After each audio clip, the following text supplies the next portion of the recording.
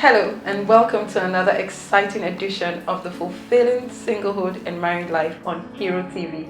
I am your host, Benedicta Umbom, and I'm happy to have you once again. Today we're going to be talking about singlehood with the marriage in view. How should I be poised as I prepare to get married? Now, I'll be talking specifically to the women because somehow the Bible calls us the ones who build our homes. And so how you're poised as you prepare to get married has a way of determining how you take your flight in married life. And so today we're talking about how you should be preparing, how you should be poised. You're probably engaged in a courtship right now, probably going through what they call counseling classes. And so you're getting ready, getting set to be a married woman. And it's a beautiful time, really. A time when they say it's the most important day in a lady's life, a time when she looks forward to. But amidst all that frenzy, preparation, and all of that that's going on all around you, people are calling you, you have this to settle, you have this to plan out. Don't forget what you're really going into, which is the most important thing. They say the wedding is a day, but the marriage is for life. And so you're getting ready for the wedding and for married life. There's a certain way that you should be poised as you prepare for this important day and this important season of your life. One of the ways that you can prepare is in the place of prayer. Praying prepares you for the married life, not because after getting married you shouldn't pray again, of course not. But there's a certain way that as you prepare for married life, you should pray.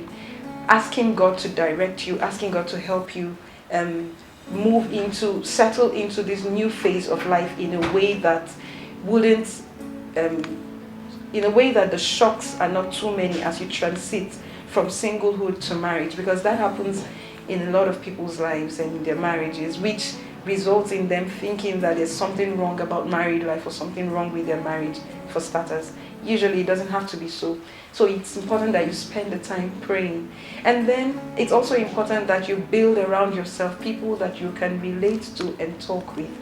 You know, a lot of times you could go into marriage so lonely, so by yourself, not having anybody you can confide in. But in this your period of courtship, as you prepare for marriage, have around you a support system, people that you can talk to about the challenges you're facing, even as you're preparing for your marriage, even as you're preparing for your wedding day. Those pressures that are coming on you and making you feel as if you're almost getting overwhelmed, find someone to share it with. Don't go into marriage full of burdens, full of things that you're dissatisfied with and having not shared any of it with anybody. And so it's important that as you're poisoning yourself to get married, that you have this support system around you.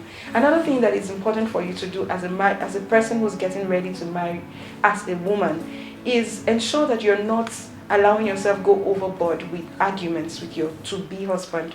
You see, because a lot of times as you prepare, there'll be disagreements, there'll be things people don't agree on, there'll be things that would almost overwhelm you. And if you're not careful, you could say or do things that can begin to injure the marriage relationship even before you get married. A lot of times people don't know that the things that they have said to their spouse while they were preparing for marriage becomes part of what they're building upon and allowing a room of bitterness or malice to grow in the marriage.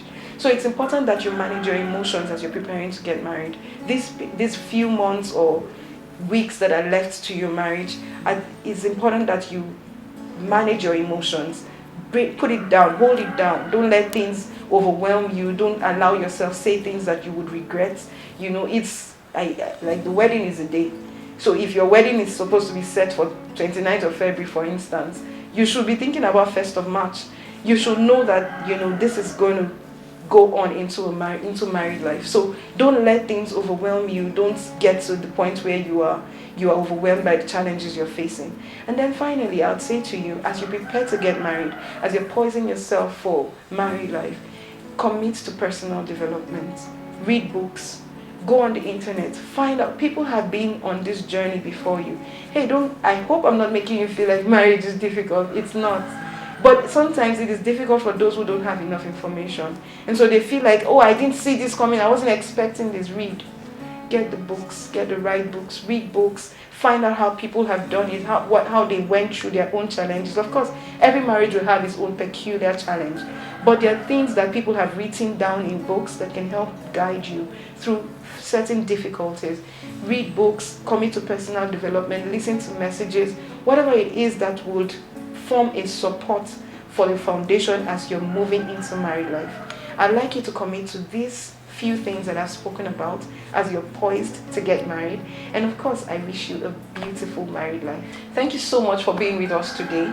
Remember, whether you're single or married, you can live a fulfilling life. Remember to drop your comments, questions, contributions in the comment box below. And of course, this is Hero TV, and I'd like you to keep watching. God bless you.